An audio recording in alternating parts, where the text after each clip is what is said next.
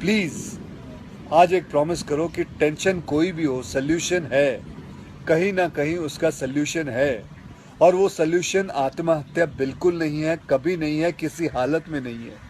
देखो, मैं कितना भी ज्ञान दे दूं, सोचना आपको खुद ही है कि आपकी जान आपकी सबसे कीमती चीज है।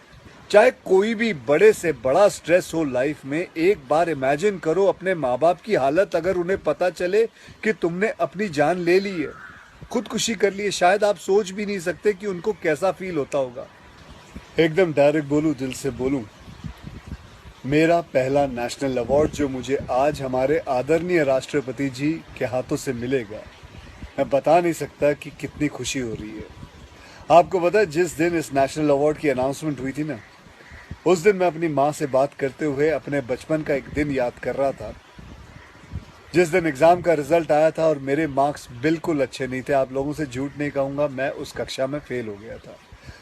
रिपोर्ट कार्ड लाते हुए मैं ये सोच रहा था कि आज घर में बड़ी कुटाई होने वाली है यार। उस दिन मेरे पिताजी ने मुझे सामने बिठाया और बड़ी शांति से कहा, देखो बेटा, तुम करना क्या चाहते हो, ये बताओ मुझे, बताओ करना क्या चाहते हो। मैंने कहा, पापा मैं स्पोर्ट्स में मन लगता है मेरा, मैं खेल कूद करना चाहता हूँ, खिलाड़ी बनना चाहता हूँ। उन्होंने कहा, ठीक है, फिर उसमें ध्यान दो, हम सपोर्ट करेंगे, साथ में थोड़ी पढ़ाई भी करो। आप विश्वास नहीं करोगे, खेलते खेलते मैं मार्शल आर्ट करने लग गया, मैं मॉडलिंग में आ गया, एक्टिंग शुरू कर दी। उन्होंने हर चीज़ में मुझे सपोर्ट किया। अगर उस दिन मेरे पेरेंट्स ने ये ना समझाया होता कि मेरी स्ट्रेंथ किस चीज़ में है, तो आज मैं सोच भी नहीं सकता कि ये नेशनल अवार्ड कभी मेरे हाथ पे होता। ये अपने लाइफ की कहानी मैं आपको एक वजह से सुना रहा हूँ।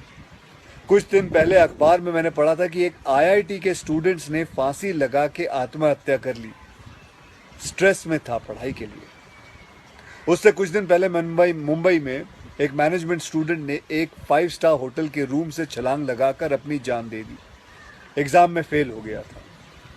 मैं कहीं ये भी पढ़ रहा था कि करीब 8 लाख लोग हर साल वर्ल्ड में अपनी जान खुद ले लेते हैं और उसमें तकरीबन 1.5 लाख लोग सिर्फ हिंदुस्तान से होते हैं। और यंग लोगों में आत्महत्या के सबसे बड़े कारण जो होती है वो होती है पढ़ाई या फिर रिलेशनशिप का स्ट्रेस। क्यों? तुम्हारी जान एक एग्जाम के मार्कशीट से सस्ती हो गई है? नहीं। ऐसा क्या पढ़ाई कर रहे हो? इससे तो देश के लिए सरहद पे जाके जान लगा दो दांव पे। चाहे कोई भी बड़े से बड़ा स्ट्रेस हो लाइफ में, एक बार इमेजिन करो अपने माँ बाप की हालत अगर उन्हें पता चले कि तुमने अपनी जान ले ली है, खुदकुशी कर ली है। शायद आप सोच भी नहीं सकते कि उनको कैसा फील होता होगा। मान लिया कि आपका स्ट्रेस बहुत बड़ा है, पर इतने हल्के में मत लो अपनी लाइफ को यार। आपको पैदा करने वालों को जिंदगी का सबसे बड़ा दुख दे के मत जाओ। और पेरेंट्स से भी यही कहूंगा, यही पूछना चाहूंगा कि कहाँ गए वो ज़माना, कहाँ गया वो ज़माना जब आप लोग अपने बच्चों के साथ डिनर टेबल पे बैठ के बातें किया करते थे, पूछा करते थे कि कैसा चल रहा है, आपके दोस्त कैसे हैं, पढ़ाई कैसी चल रही है। आज आपका बच्चा आपको अपना स्ट्रेस कैसे बताएगा जब आप भी अपने फ़ोन में आंखें गाड़ के बैठे हो और आपका बच्चा भी फेसबुक पे फ्रेंड्स ढूंढ रहा है।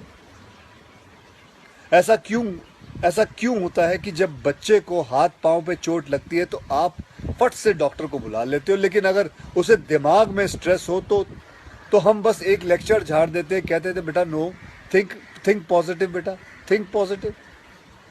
मेंटल हेल्थ के लिए भी डॉक्टर या काउंसलर से हेल्प लेना उतना ही ज़रूरी है जितना और किसी तकलीफ के लिए। इसमें कोई शर्म की बात नहीं है। देखो, मैं कितना भी ज्ञान दे दूं, सोचना आपको खुद ही है कि आपकी जान आपकी सबसे कीमती चीज़ है। कोई स्ट्रेस आए ना तो उसको बोल देना बहुत अच्छा है। अपने अंदर घुलना, उसको अंदर रखना, दबा के रखना बिल्कुल नहीं। किसी दोस्त को बोल दो या अपने माँ बाप से शेयर करो। मेरे एक फ्रेंड ने उस दिन व्हाट्सएप पे एक बहुत काम की बात फॉरवर्ड की थी। एक हॉस्पिटल की ओपन हार्ट सर्जरी यूनिट के बाहर एक शेर लिखा हुआ था, मैं आपसे शेयर करना चाहता हूँ।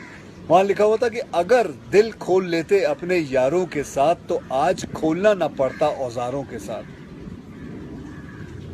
भैया मुझे एक प्रॉमिस करो कि आज प्लीज़ आज एक प्रॉमिस करो कि टेंशन कोई भी हो सल्यूशन है, कहीं ना कहीं उसका सल्यूशन है और वो सल्यूशन आत्महत्या बिल्कुल नहीं है, कभी नहीं है, किसी हालत में नहीं है। अपना ध्यान रखो, मिलते हैं फिर। Till then next time, good bye, Jai Hind.